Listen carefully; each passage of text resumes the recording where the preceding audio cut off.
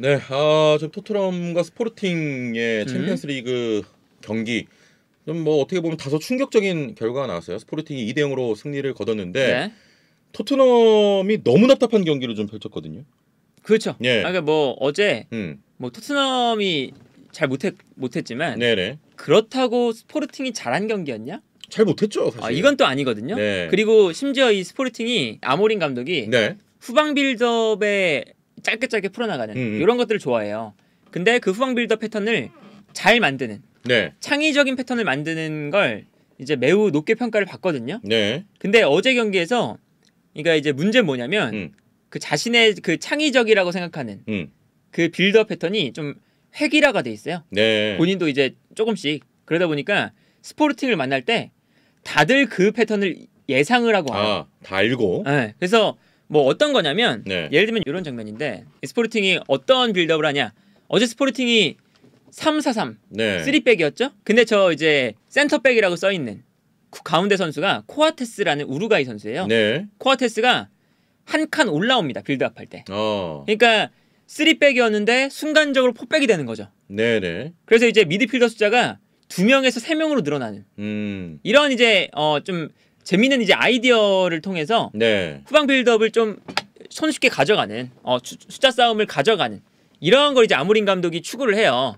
근데 이게 너무나 획일화가 돼 있다 보니까 스포르팅의 빌드업 과정에서 콘테가 어제 이 빌드업 패턴을 확실하게 인지를 하고 나왔습니다. 그래서 올라오는 센터백에게 케인을 붙였어요, 그냥.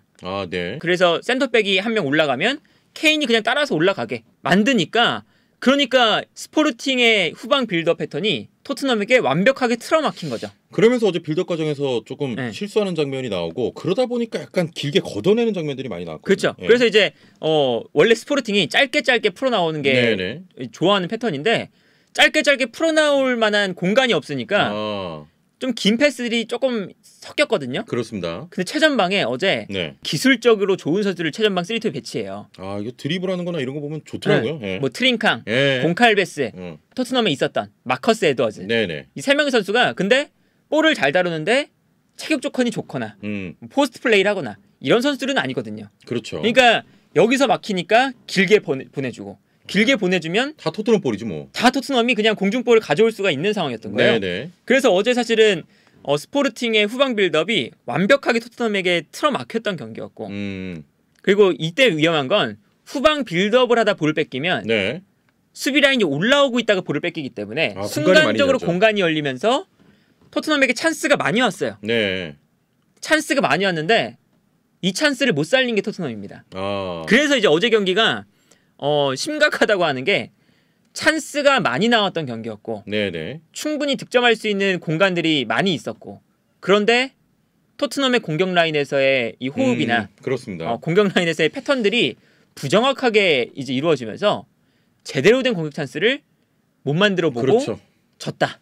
어제 이제 뭐 빌드업 과정에서 공을 토트넘이 가져왔음에도 불구하고 결국에는 득점으로 성공시키지 못했고 약간 뭐라고 해야 되지? 좀 안 맞는 느낌 중에서도 약간 옵사이드가 굉장히 많이 나왔던 그런 것도 있죠. 뭐 히샬리송의 옵사이드가 많이 나왔던 이 히샬리송이 좀 지능적인 스타일은 아니거든요. 그러다 보니까 스포르팅이 올라오면서 볼을 뺏기는데 히샬리송이 못 빠져나오고 있다가 올라오니까 옵사이드 라인에 갇히게 되고 혹은 올라왔을 때도 뒷공간 침투에 들어갈 때 오프사이드 라인 제대로 못 맞추면서 조금 더 앞서 있거나 이런 장면들이 꽤나 있었고 그러니까 히샬리송이 옵사이드가 나오긴 했지만 그런 장면이 많이 나올 수 있었던 건 계속 볼을 빼앗아냈거든요. 토트넘이. 그런데 히샬리송이 옵사이드 많이 걸리죠. 뭐 오른쪽 윙백에 있는 에메르송이 별로 안 좋죠.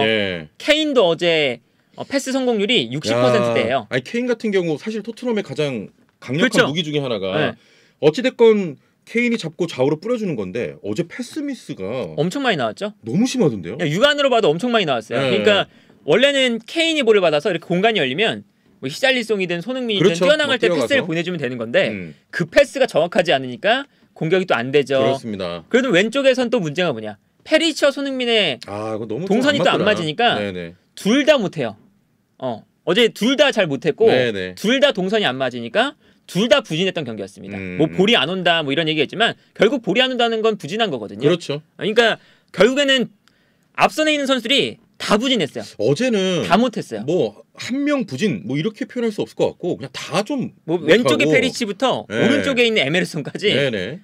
보통 이제 5명의 선수가 배치되잖아요. 3톱 그리고 좌우 윙백인데 그렇습니다. 최전방 5명이 다 부진하니까 어제는 진짜 별로였어요. 공격 작업 자체가 제대로 안 됐죠. 네네. 네. 그래서 이제 어제 경기가 좀 아주 토트넘 입장에서는 난 너무 최악이었다고 봐. 너무 안 좋았고 네. 이걸 이제 콘테 감독이 어떻게든 풀어내야 돼요. 페리치와 손흥민의 조합.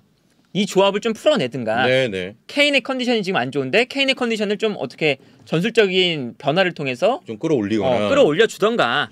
이러한 것들을 이제 좀 맞춰줘야 되는 건데 일단 페리치와 손흥민의 동선이 좀 안 좋은 게 이런 장면에서 나옵니다. 네. 지난 경기에서 특히 뭐 웨스트햄전, 그 노팅엄 포레스트전 네. 이런 경기들을 보면 페리치가 측면에 있으니까 손흥민이 너무 중앙으로 들어온다. 네네. 이게 좀 문제였죠. 그런데 지난 경기에서는 어떤 게 더 문제였냐면 페리치도 손흥민처럼 측면에 있다가 중앙으로 들어오는 상대 수비 뒷공간으로 침투해 들어가는 패턴을 많이 보여줬어요. 네. 그런데 여기서 문제는 뭐냐? 그러한 플레이를 원래 손흥민이 그렇죠. 한다. 그러니까 감차가 안 나오는 것도 저런 부분 아니겠습니까? 감차요? 어차피 손흥민 선수가 좀 이제 저쪽 측면에서 잡고 안으로 파면서 그렇죠. 뭐 그런 것도 페리시치가 그걸 좀 맡아버리니까 예. 서로 이제 동선이 일단 안 맞는 네네네. 거죠. 이 장면 뭐냐면 페리시치가 저 측면에 있다가 일단 요 가운데로 들어오죠. 네네네. 그러니까 저게 원래 손흥민 선수가 하는 역할이잖아요. 그렇죠. 그리고 원래 세센용이었으면 안으로 안 들어오죠. 살짝 넓게 벌려주면서 네네. 손흥민 뒤로 공간이 많이 열리게 만들어줘요. 그런데 이제 페리시치가 중앙으로 들어오다 보니까 이렇게 막히죠. 그렇죠. 그러니까 뒤에 있는 선수가 손흥민이고 네네. 지금 여기 있는 선수가 손흥민이고 앞에 있는 선수가 페리시치거든요. 근데 손흥민이 돌아섰을 때 앞으로 뛰어나가야 되는데 뛰어나가야 되는 공간에 페리시치가 이미 있는 거예요.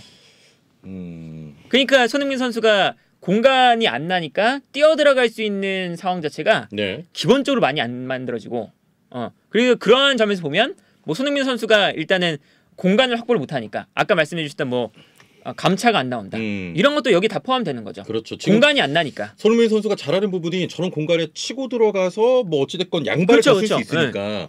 그런 건데 지금 보니까 페리시치가 좀 동선에 걸려 있는 거거든요 지금. 그렇죠. 그러니까 네. 이거는 이제 페리시치와 손흥민의 동선이 정리가 안 되어 있는 거라고 봐야죠. 네. 이 두 선수의 이 정확하게 동선을 제대로 콘테 감독이 정해주지 못했다고 봐야 맞는 부분이 아닐까 싶습니다. 일단은. 그렇습니다. 네. 그래서 이제 여기서도 이제 손흥민 선수가 아무리 공간을 만들어 보려고 해도 공간이 안 나니까. 네네. 그러면 손흥민 선수의 가장 큰 장점이 뛰어들어가서 볼을 받는 건데 네. 그게 안 되니까 손흥민 선수한테 볼이 안 오고 뭐 그렇다고 손흥민 선수가 뭐 밀집 수비를 볼을 받아서 개인기로 막 풀어내는 스타일 이런 스타일은 또 아니고 예. 하다 보니까 손흥민 선수가 뛰어들어갈 수 있는 공간이 없으니까 자신의 장점이 안 살아나는 그런 장면들이 네. 많이 나왔습니다. 아니 그러니까 이제 팀적으로 봐도 페리시치가 뭐 득점에 관여하는 기여도나 뭐 크로스나 결국에는 꾸역승할 때도 페리시치 역할 때문에 토트넘이 승리를 거둔 건 맞는데 그렇죠.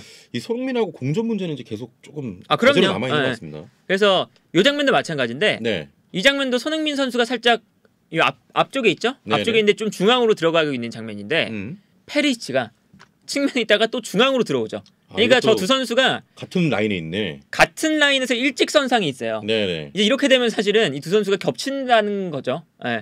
동선이 겹치니까 여기서 손흥민 선수에게도 패스가 잘 안 오고 페리시치도 마찬가지로 네. 볼을 받았을 때 앞으로 뭐 뛰어나갈 수 있는 공간도 없고 두 선수 모두에게 지금 마이너스인 장면이다. 그렇습니다. 둘 다 어찌됐건 겹치기 때문에 지금. 그렇죠. 예. 그래서 이제 이러한 장면들이 이제 어제 경기에서 손흥민과 페리시치 이 두 선수의 호흡이 조금 안 맞는 장면이 아닐까 싶고요. 네네. 그리고 이러한 장면들은 사실은 뭐 결국에는 콘테 감독이 좀 정해줘야 돼요. 그렇죠. 왜냐하면 결국에 이 페리시치가 옴으로써 히살리송이 옴으로써 사실 토트넘의 공격은 조금 다양성을 훨씬 더 많이 얻을 수 있게 되었거든요. 네. 뭐 손흥민, 케인 이 공격 조합이 아주 위력적이지만 하나의 패턴으로만 뭐 경기를 모두 치를 수가 없잖아요.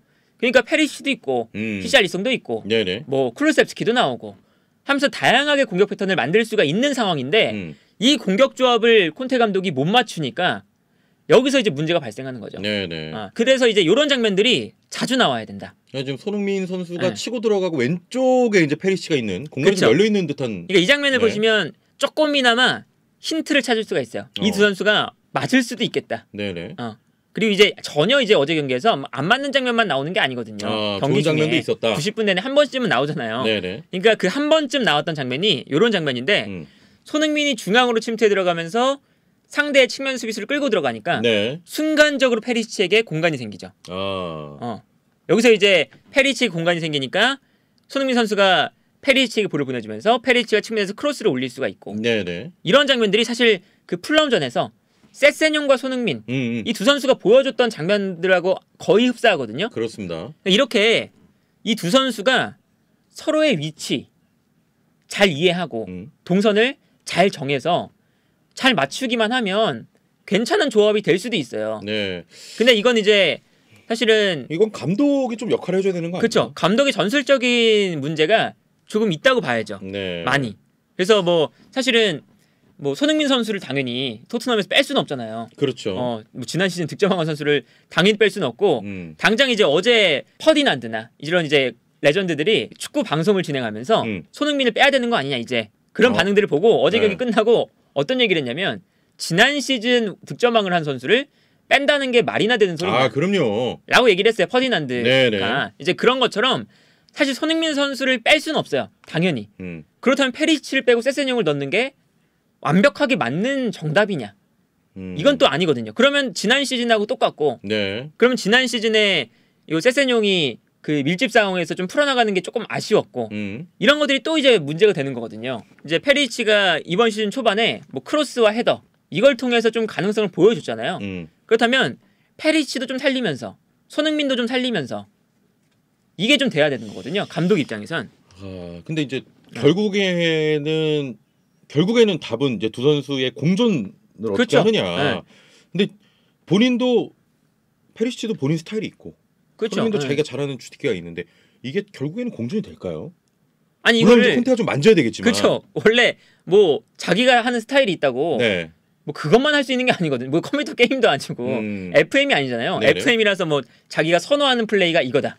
그럼 그 게임은 계속 그것대로만 움직여요.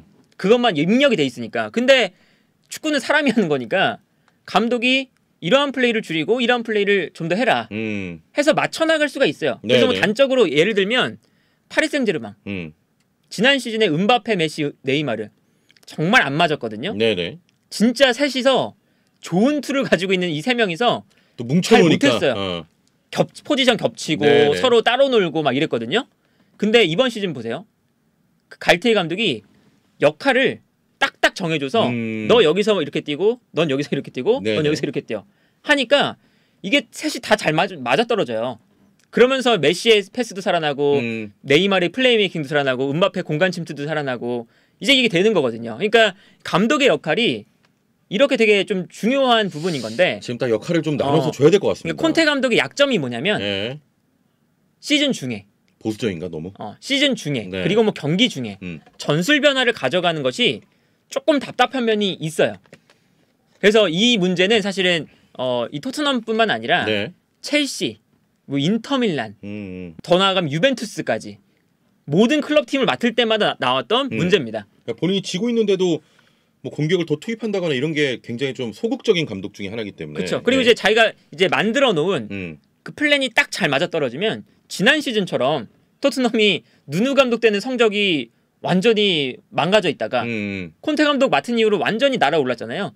그렇게 되는 거고 그 플랜 A가 특히 이번 여름 이적 시장에 준비했던 콘테 감독의 생각이 시즌 초반에 잘 안 맞아 떨어지고 있는데 한 번 안 맞아 떨어지기 시작하면 콘테 감독이 여기서 변화를 주는 것이 살짝 느립니다.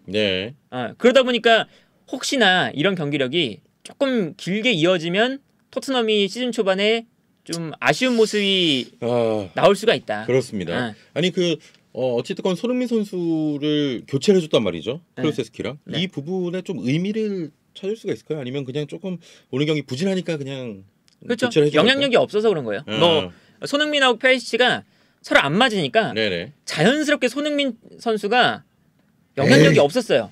그러니까 이거는 뭐 손흥민 선수의 컨디션이 뭐 100% 좋다 이런 것도 아니지만 전술적으로도 문제가 있기 때문에 손흥민 선수의 영향력이 없었거든요. 그래서 어제 데이터를 보면 72분 손흥민 선수가 소화했는데 72분 동안 경기장 전체에서 가장 적은 볼터치, 아하. 가장 적은 패스를 한 선수입니다. 네. 심지어 요리스 골키퍼랑 터치 횟수가 비슷해요. 한 개인가 두 개밖에 차이 안 납니다. 네네. 그러니까 그 정도로 경기에 영향력이 없으니까 뺀 거죠. 쿨루셉스키가 저번에 빠졌던 것처럼 이제 뭐 로테이션 돌릴 만한 자원이 있으니까 뺀 거거든요. 근데 그렇다고 해서 쿨루셉스키가 들어와서 히살리송이 왼쪽으로 갔죠. 히살리송이 왼쪽에 오니까 히살리송이 또 별로 안 좋아요. 네네. 그러니까 히살리송도 손흥민과 같은 특성을 가진 선수다 보니까 왼쪽으로 왔을 때 히살리송과 페리시치의 조합도 손흥민 페리시치 조합과 비슷해요. 네네. 별로 안 맞아요. 좀 그러니까 여기서 이제 계속 문제가 생기는 거죠. 호흡적인 문제들이 있네요. 네. 근데 여기서 재밌는 건 뭐냐? 손흥민 선수가 72분 동안 가장 적은 볼터치를 기록했잖아요. 네네. 근데 어제 토트넘의 공격 방향이 오른쪽에서 31%, 네네. 왼쪽에서 42%였습니다. 그러니까 10% 가량 왼쪽에서의 공격 방향이 많았어요. 네. 그 뜻은 40%가 넘어가면 일단 네. 아주 이쪽 측면으로 공격을 많이 진행했다라고 봐야 되는 거거든요. 네네네.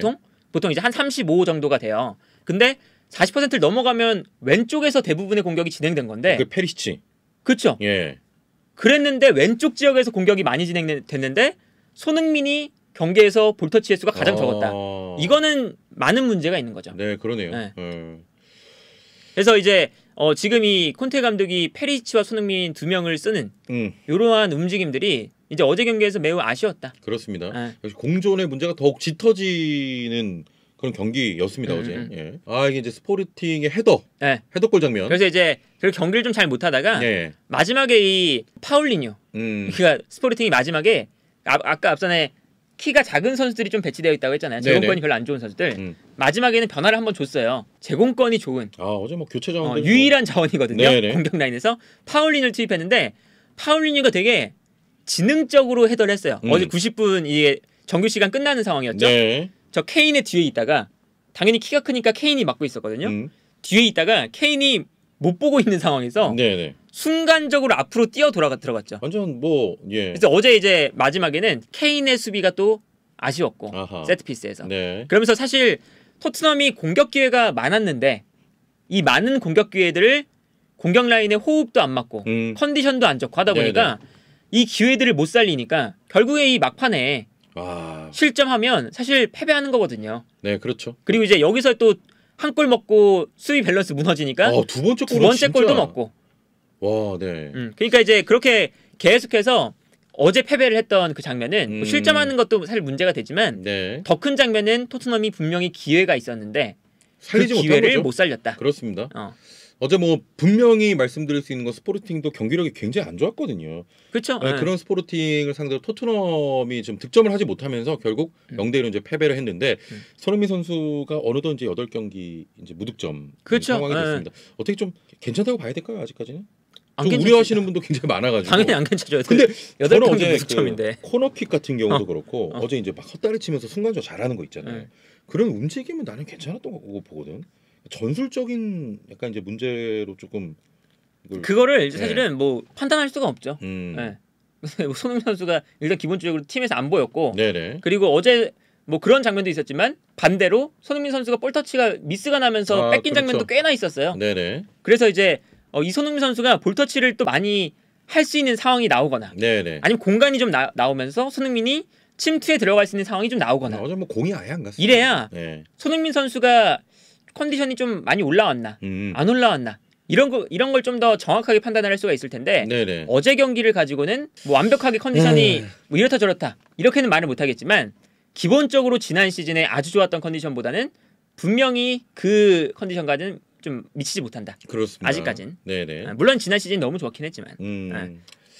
자, 뭐 0대1로 패한 토트넘 그리고 손흥민 선수도 말씀드렸던 것처럼 일단은 뭐 터치 횟수도 굉장히 적고 전체적으로 토트넘 선수가 굉장히 부진했던 그런 경기였습니다. 아니 그런 얘기도 있더라고. 차라리 이제 그 토트넘이 꾸역꾸역 답답한 경기력인데도 승점을 이제 쌓아갔지 않았습니까?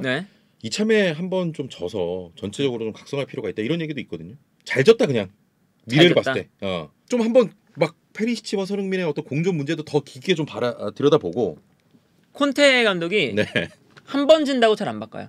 그러니까 이게 한 몇 번 반복됐을 때, 그러니까 느리다고 말씀드렸던 게 인터밀란 때도 그랬고, 첼시, 유벤투스 때도 그랬고, 한 번 져서 바꾸면 유연성이 좋은 감독이죠. 네네. 한 번 지고 2번 지고 몇 번 지다가 비판을 아주 많이 받을 때, 더 이상 이제 돌아갈 구멍이 없을 때, 네네. 그럴 때 이제 전술 변화를 좀 주거든요. 그러니까 콘테 감독이 변화가 느리다는 평가를 듣는 게 이런 부분들이에요. 그리고 사실은 승리를 하고 있을 때도 이 스포르팅 이전까지는 패배가 없었잖아요. 네네. 패배가 없을 때도 경기력이 그렇게 좋았냐? 아니었죠. 근데 전술 변화가 지금까지 없었던 것도 사실 콘테 감독의 이 전술 변화가 좀 늦고 있다. 라는 걸 알 수가 있는 그렇습니다. 부분인 거죠. 이제 콘테 감독이 챔피언스리그 무대에서 굉장히 약한 감독이잖아요. 그거에 좀 약간 그 그림자가 오늘 경기에서 좀 약간 좀 드리운 게 아닌가 이런 생각도 들 정도로. 그러니까 왜 이 감독이 토너먼트에서 좀 약했나?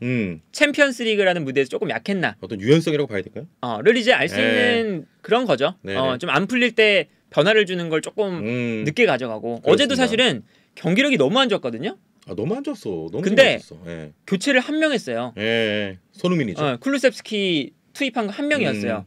근데 좀 이제 뭐 전술적으로 변화를 크게 가져가면서 벤치에 있는 자원들을 좀 투입해 볼 수도 있잖아요. 그렇죠. 그런데 그런 것도 안 가져갔다는 말인 거거든요.